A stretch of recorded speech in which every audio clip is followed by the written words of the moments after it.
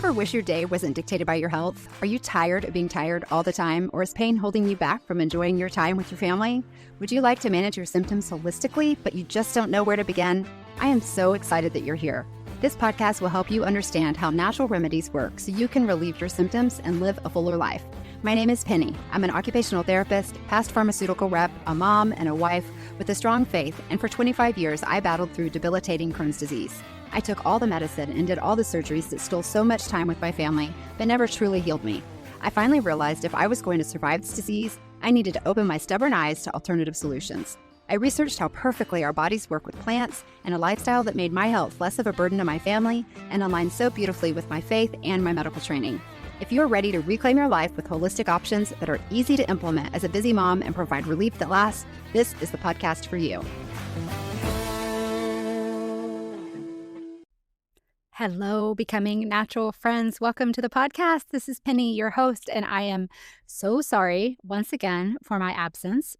As a podcaster still in my first year, I am learning why so many of my favorite podcasters take a summer break. Our schedules are off if we have kids at home or we're vacationing, and I am currently in the craziness of moving not one but two boys to college and one starting his freshman year. It's tough over here, but gratefully, I consider myself very lucky that they are both going to the same school, same fraternity, so one calendar to manage for them, plus my last little caboose at home in high school.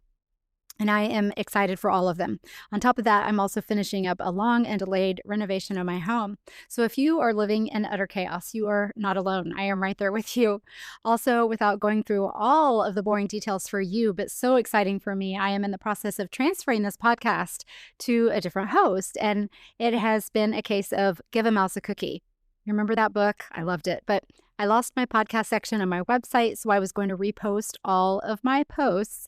And then I discovered as I was embedding the podcast links that with the growth that we've had with Becoming Natural, there was a better platform that could grow with me. So instead of redoing the website twice, I have gone down a very long rabbit hole that required my moving every audio, every summary, all the things over to the new platform that I have yet to turn on because I haven't had a moment to test it to make sure that everything is in order. But it is all very exciting. And when I get my two toots moved into college and I stop crying, I will soon be moving into my newly renovated office at home. And I am so excited to get to work on all the fun stuff. I don't even know if I have shared that I have officially passed the first level of my certification as an integrative health practitioner, IHP for short. So that's something really big in the hopper as well. There's just so much going on. And I would be completely remiss to share that here I sit in a hotel room in my boys' college town trying to get one podcast recorded because I've been so delayed. But this is the same hotel where I recorded my intro to this podcast that literally took all night. I pulled an all-nighter because I had no idea what I was doing. I had no idea how to do audio, and I loaded it. And then it sat there for months before I ever even pulled it all together to start my podcast. But I have mixed memories, I guess, about this hotel and starting this podcast, but how far I have come. Okay, so I am thrilled to be getting somewhat back in my groove, and today we are going to chat about witch hazel. Witch hazel. Did you know that witch hazel was from a plant? I am not sure where I thought that it came from, but we are about to find out, and hopefully it will amaze you like it amazed me. So this is episode 43, Witch Hazel for Skin, Soothing Secrets from the Old Days. You know those little brown bottles that lived in your grandmother's bathroom cabinet? Surely it was not just my grandmother because both of my grandmothers had them. They're the ones that kind of smelled medicinal, and somehow they got pulled out no matter if you had a sunburn, a bug bite, razor burn. It was always right next to my granny's sea breeze. If you remember sea breeze, too funny. But that little brown bottle, that, my friend, was witch hazel. And while it sounds like a little bit like magic, the witch name does not mean what you think. Witch hazel has been quietly under the radar, healing, soothing, and surviving in our medicine cabinets for centuries, like many of the products that we have already investigated. Today, we're digging into this somewhat unknown plant. I can barely pronounce it, where it came from, what science actually says about it, and the everyday problems that it helps with. Also, there are some DIY recipes that you can make at home and important warnings that you should know. So let's dive in. So, welcome back to Becoming Natural. I am an occupational therapist, an integrative health practitioner, officially, Crohn's warrior, a mom of three boys, and yes, someone who has witch hazel bottles tucked in more than one room of my house. Around here, we believe God's design for healing is often found in creation, and I am discovering this to be true more and more than I ever knew. Psalm 104:14 says, He makes grass grow for the cattle and plants for people to cultivate, bringing forth food from the earth. Witch hazel isn't food, obviously, but it's one of those plants that just reminds me how awesome God is when He tucked little mercies into creation for us to discover. But before we get into the how we use it, let's go back a few hundred years to where it came from. Witch hazel, or I'm going to try to pronounce this, but it is Hamamelis virgineana. But you know what? Let's just call it witch hazel. It's way easier. But it is actually native to North America. In fact, much closer to home than you think. That big long name is the fancy Latin name, but I'm sticking with witch hazel from here on out. But it is a deciduous shrub or a small tree from North America. It blooms with bright yellow stringy flowers in the fall, and it has been used for centuries by Native American tribes for its healing bark and its healing leaves. Native American tribes like the Osage and the Iroquois used it for swelling, for bruises, for colds, and sore muscles. And as I am sure I have mentioned here before, probably my first fascination with plants and their healing properties came from living half of my childhood in Oklahoma in Osage Nation, also Cherokee Nation, very heavily populated with Indian culture, and I absolutely loved it. I have been fascinated by the Indian culture and especially their use of plants as remedies. They brewed teas from the bark of this witch hazel shrub, or they mashed the leaves into poultices are a moist mixture like mashed up herbs or cloths that you've soaked in something good that you actually place directly on the skin to soothe the soreness or reduce swelling or even draw out infection. It's often wrapped in a cloth and left on for a while. But isn't it fascinating how God often reveals healing through the land to those who live closest to it? And I am becoming more acutely aware of that Native Americans were so connected to the land, and I just love hearing about their healing with plants. And it is true that God has revealed those properties to the people who are the most connected to it. And here's something that I love. The Osage Nation, who are heavily rooted in Oklahoma, were right in the middle of where this plant naturally grows. Witch hazel thrives in eastern United States, stretching down into Texas and then across into eastern Oklahoma.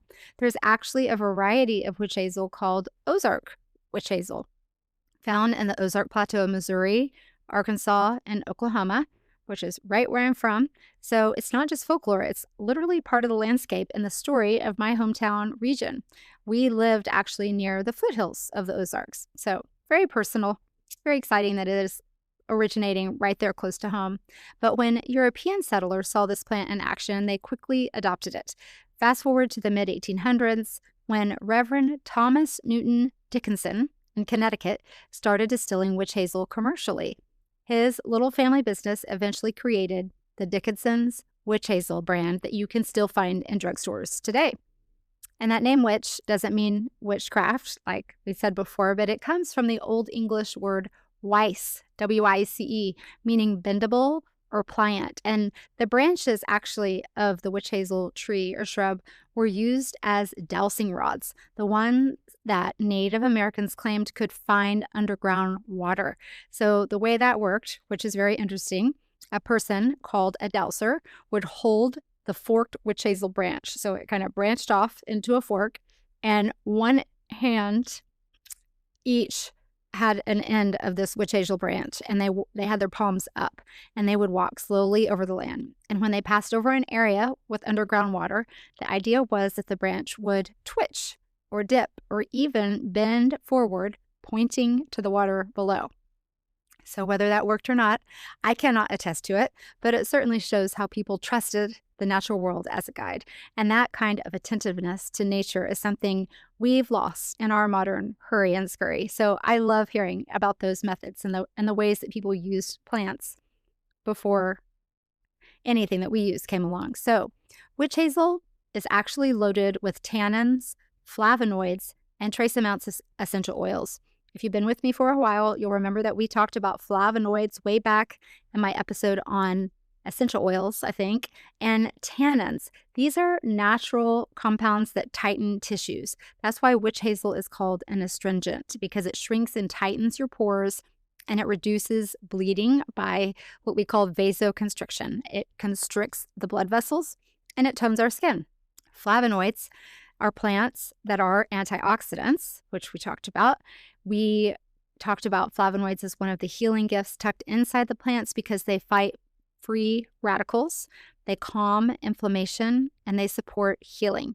So together, tannins and flavonoids give witch hazel its anti-inflammatory, antioxidant, and skin-soothing powers. So from an article in 2022 in PubMed, there it says anti-inflammatory, anti-acne effects of witch hazel. It details their measurable antioxidant and anti-inflammatory activity in skin models. So tannins, on the other hand, are more like tighteners. If you've ever had a strong cup of black tea that felt dry and puckery feeling in your mouth, that's tannins at work. And I have to say that my in-laws make so much fun of me because I always say that my mouth feels cotton mouthy after I've had too many grapes. And guess what? I've just learned it's because of tannins. So they gently shrink and tone your tissue, but it also makes it tighten, it reduces the oil, and it kind of gives you that puckery cotton mouth feeling inside your mouth. So it's simply a substance that tightens skin and helps soothe irritation. I have multiple resources here. 2014 from Planta Medica. That was a review that confirmed witch hazel's anti-inflammatory activity. There's a Cochrane review, showed effectiveness for skin irritation and hemorrhoids. And 2019 Planta Medica study measured tannins in witch hazel, proving just how rich it is in these bioactive compounds. So it's science that backs all this up. This plant really does work. So here's where it gets a little bit interesting. Not all witch hazel is the same. So basically there's 3 different choices you have. There's the distilled drugstore kind, and it's the one most of us know. It's usually 14% alcohol, and I have read the back of multiple bottles. It is literally 14% alcohol, which keeps it preserved and shelf stable for a very long time. And that's why it's cheap and easy to find. But oftentimes that alcohol can also strip moisture and irritate sensitive skin. So then there's an option to have an alcohol-free formula, which swaps that ethanol for glycerin or other mild preservatives. I've seen it with aloe, lots of other things, but these are wonderful if you're making perhaps baby wipes or using it as a daily toner or applying it to children. Plus, the glycerin or the aloe actually helps the skin more.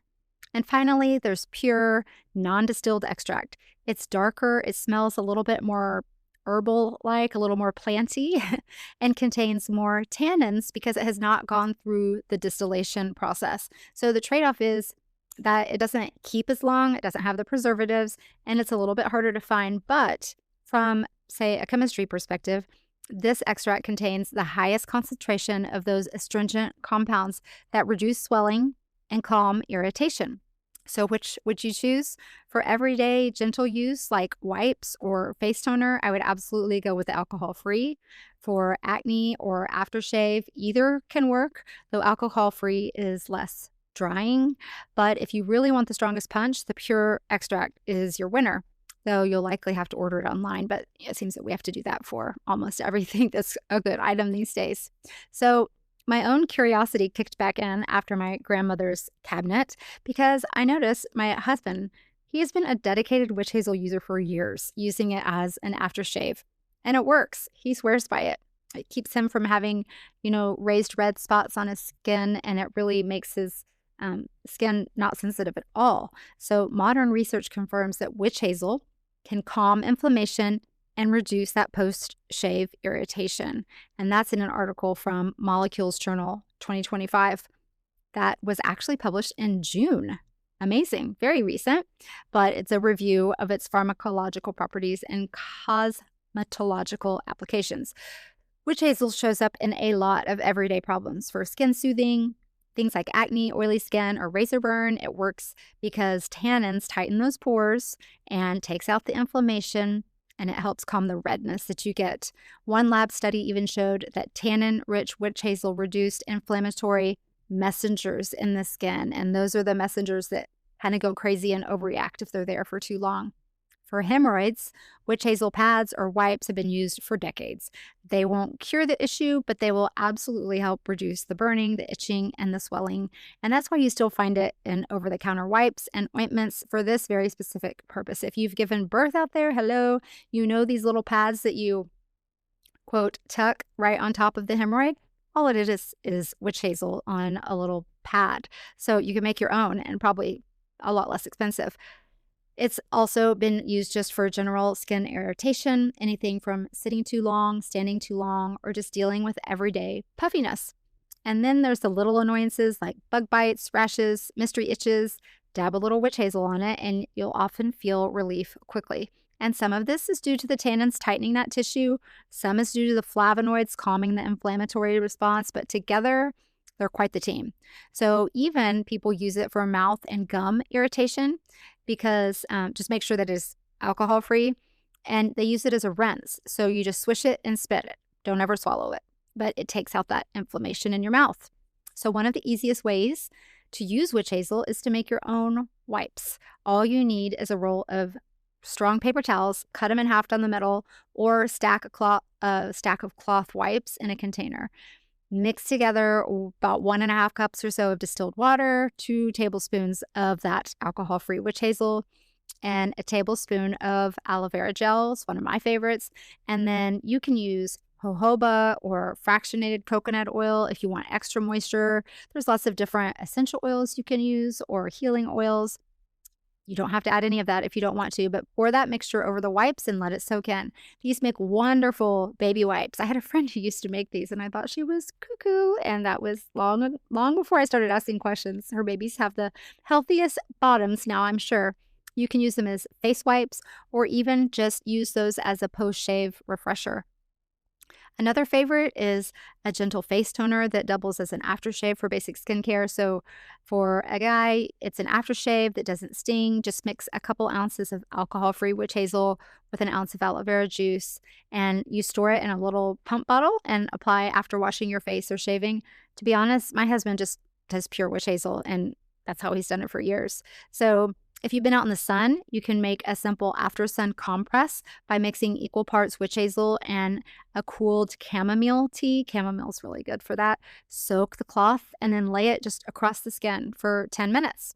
Bug bites, you don't even need a recipe. Just dab the straight witch hazel, alcohol-free, on a cotton ball and apply it into the spot. Just quick, one and done.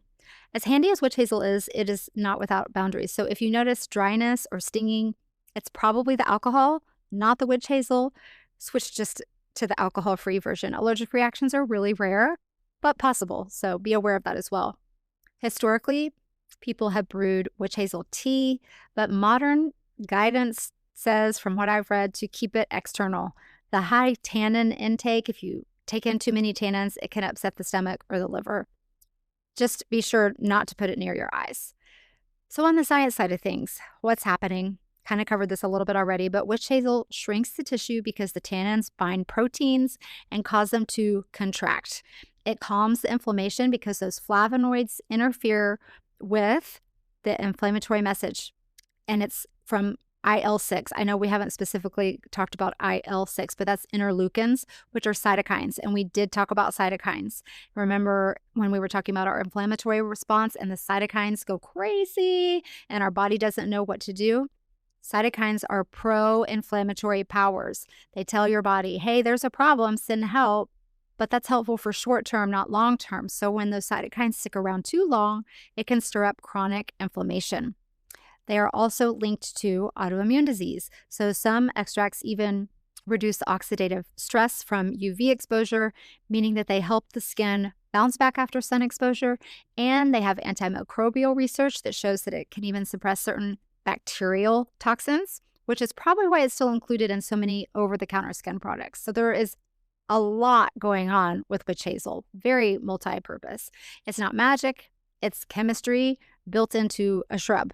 The more we study, the more I am amazed at all the built-in anti-inflammatories into our natural surroundings that we are out of the habit of using. Can you imagine if we start introducing just one of these amazing plants at a time to our bodies, taking the place of something that is synthetic or inflammatory? Think of all the anti-inflammatory powers that we add to our body and the inflammatory reactions that we don't even let begin. Just one change, it would be amazing. When I think about witch hazel, I think of my favorite verse, Ezekiel 47:12, and it says that their fruit will serve for food and their leaves will serve for healing. Witch hazel isn't flashy. It's definitely not too trendy yet. I'm sure that's right around the corner. But it so easily cares about our swollen ankles, about teenagers with acne, about men shaving, and even about those little bug bites that drive us bonkers. So sometimes I love this, that healing comes in these big, grand miracles. And sometimes healing is very humble, and it comes from the bark of a tree. And I love that picture of how God works. He meets us in the very ordinary. And witch hazel might seem very ordinary to the untrained eye, but to those of us becoming natural fans, we now know that it is actually extraordinary. So just a few quick review questions that come up about witch hazel.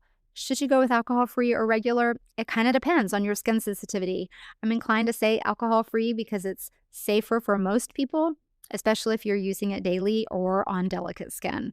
Can witch hazel erase varicose veins? That's a very common question. No, it won't make them disappear, but it can soothe some of the discomfort from standing or swelling because of that contraction that goes on with the blood vessels. So it could be helpful also with inflammation in that situation.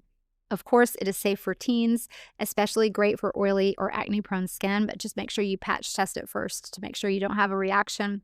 Can you use it every day? Absolutely. Just pay attention to your skin and see if you notice any reaction, dryness, tightness, and if you have too much of that going on, just either switch to alcohol-free or use it less often. What about ingestion? So even though people have historically brewed witch hazel teas, today it's pretty much stated to keep it external. Too much tannin inside the body can irritate the stomach or the liver, and I am certainly not an authority on ingesting it or not ingesting it, but for me, I am just as happy using it topically because it works really well.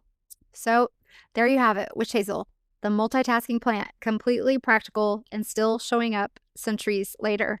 I love being able to reduce the products in my bathroom cabinet and learning all the uses for products we have sadly lost interest in for a few decades, but I am heartened by the return of, quote, grandma's medicine cabinet, and I strive to have a fully complete plant-based medicine cabinet of my own someday. These are gifts to us from the garden, from nature, and we should steward these gifts well, but don't get overwhelmed. One product at a time. I am still not fully plant-based in my medicine cabinet. I learn about something, I start using it, I use it in my daily life, and then I move on to what is something else I can add. That's how we work. We learn its uses and then we take baby steps. And over time, voila, perfection is not the goal, but simple replacements one at a time. And before you know it, you've taken giant leaps in the right direction. And I don't think that you won't feel better overall because you're no longer contributing to the toxins in your body, even if it's simply by switching out one simple product, just like witch hazel. It is absolutely amazing. So if today's episode helped you, would you share it with a friend, maybe your husband who needs a good new aftershave, maybe your grandmother who always knew that witch hazel was the secret that we didn't understand, or maybe a friend who could use a little natural relief in her daily life. Certainly anyone you know battling autoimmune disease. It is vital to the autoimmune folks like myself to work towards a cleaner lifestyle. I am convinced that if we continue to take these baby steps to get rid of toxins in our bodies, that we will all feel so much better and we're so happy that we did. I hope you have a wonderful day, and I hope you enjoy your witch hazel. Thanks. Thank you so much for tuning in today. If you've enjoyed today's episode, hit that follow button, leave a 5-star review if you're so willing, and help spread the message of becoming natural by sharing it with a friend. Check out the resources in the show notes and join the email list to stay on top of all the latest and greatest happenings at Becoming Natural as we roll out exciting new things while we grow. Until next time, take those baby steps to a more natural life and always give yourself grace. Progress, not perfection, is the goal. See you next week.